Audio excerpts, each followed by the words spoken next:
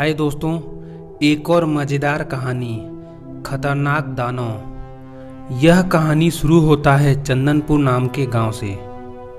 और उसी गांव के पास एक बहुत ही घना जंगल था। उस जंगल में तरह तरह के जानवर रहा करते थे और उसी जंगल में दो बहुत ही खतरनाक दानव रहा करते थे।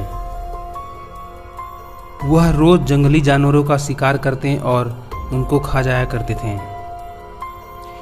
इसी तरह एक दिन उन्होंने एक गोरिल्ला और एक भालू को बहुत देर तक दौड़ाया और बाद में उन्होंने भालू को दोनों ओर से घेर लिया।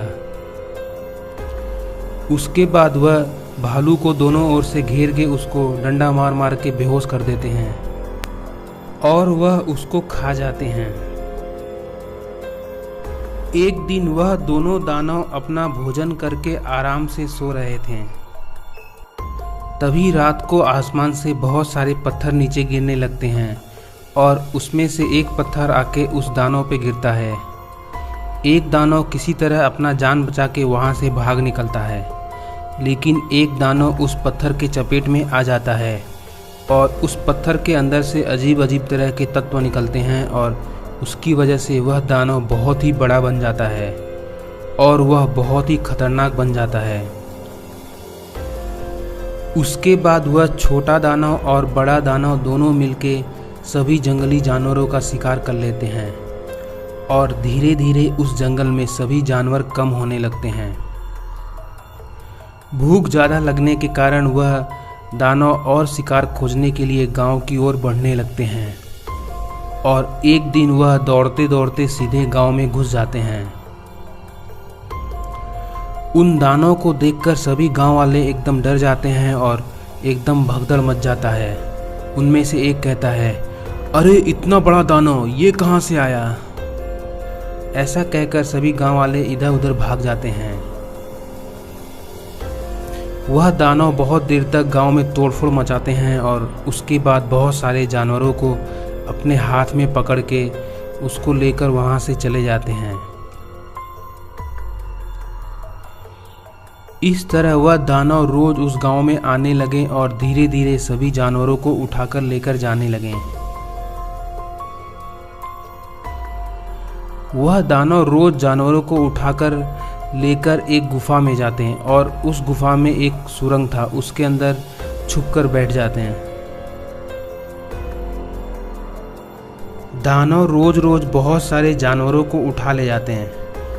इस तरह गांव वाले बहुत परेशान हो गए थे और उनके सभी जानवर खत्म हो चुके थे। गांव वाले बहुत दुखी थे, उनको लगा अब उनकी बारी है, वह दानव उनको ना उठा ले जाएं। एक गांव वाला बोला, देखो भाई, हमको कुछ करना चाहिए, यह दानव तो बहुत खतरनाक है और बड़े हैं, हम तो इनको मार भी नहीं सकते। हाँ, तुम बिल्कुल ठीक कह रहे हो, हमको कुछ करना चाहिए, नहीं तो ये हमें भी उठा ले जाएंगे। बहुत परेशान है पूरे गांव वाले, चलो दानव का पीछा करते हैं। ऐसा कहकर वह तीनों उस दानव का पीछा करने लगते हैं और उस गुफा तक चले जाते हैं जहां पर वह दानव छुप के रहा करते थे। वह किसी तरह उस सुरंग के पास पहुंच जाते हैं, लेकिन जैसे ही वह सुरंग के पास पहुंचते हैं उसमें से छोटा वाला दानव बाहर आ जाता है और उसको देखकर किसी तरह वह अपना जान बचा के वहां से भाग निकलते हैं। दिवाली आने वाला था और पूरे गांव वाले बहुत परेशान हो चुके थे। तभी एक बोला, देखो गांव वालों, तुम सभी अपने सभी पटाखे लेकर यहाँ पर आओ, हम उनसे 3 बड़े बड़े रॉकेट बनाएंगे। वह तीनों उस गुफा के पास एक सुरंग खोदते हैं और अपने तीनों रॉकेट लेकर वहां पर आ जाते हैं और दानव को मारने का पूरा प्लान तैयार कर लेते हैं।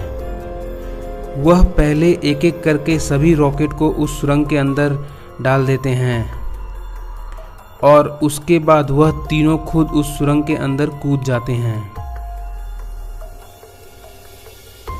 सुरंग के अंदर जाने के बाद उन्होंने तीनों रॉकेट को उस दानव की ओर लगा दिया था।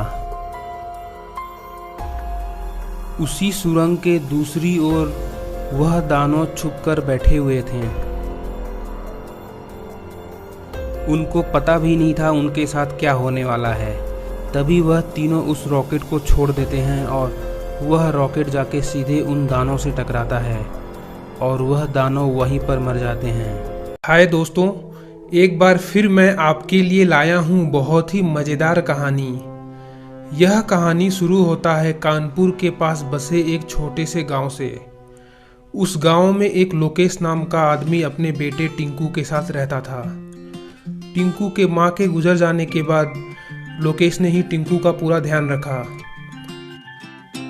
एक दिन टिंकू ने अपने पिताजी से कहा, पिताजी, मेरे सारे दोस्तों ने बहुत सारे पटाखे खरीद कर अपने पास रखे हैं। इस बार दिवाली में मुझको भी बहुत सारे पटाखे चाहिए।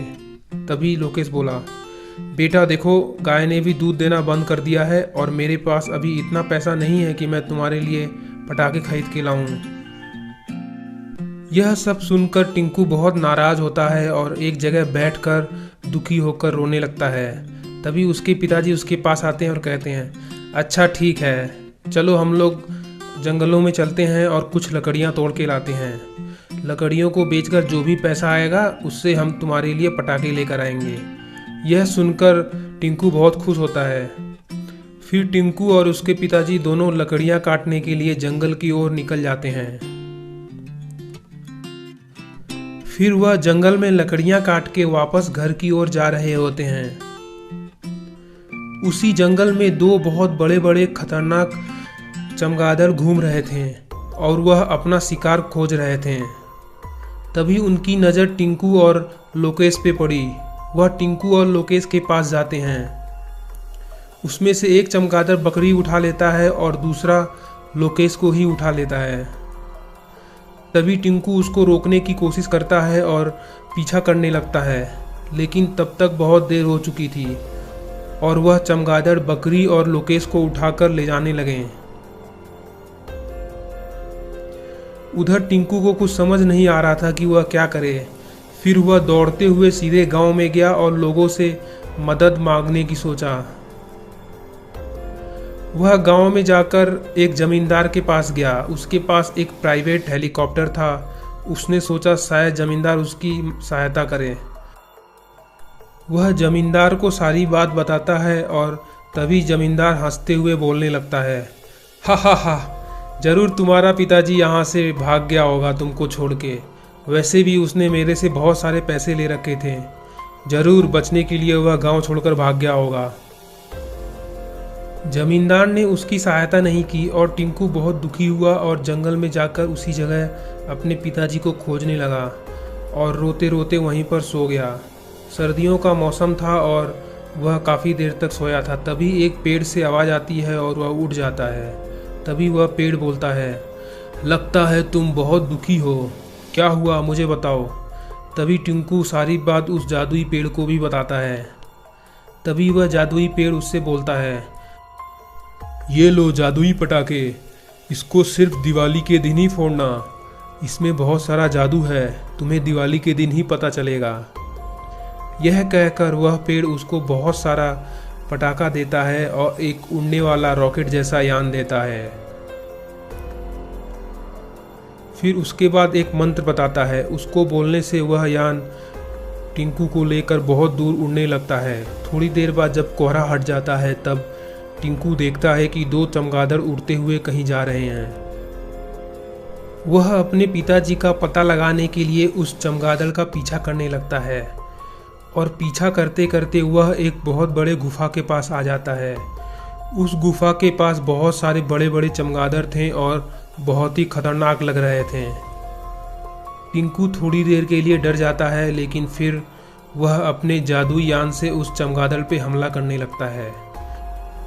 लेकिन चमगादड़ वहाँ से भाग ही नहीं रहे थे।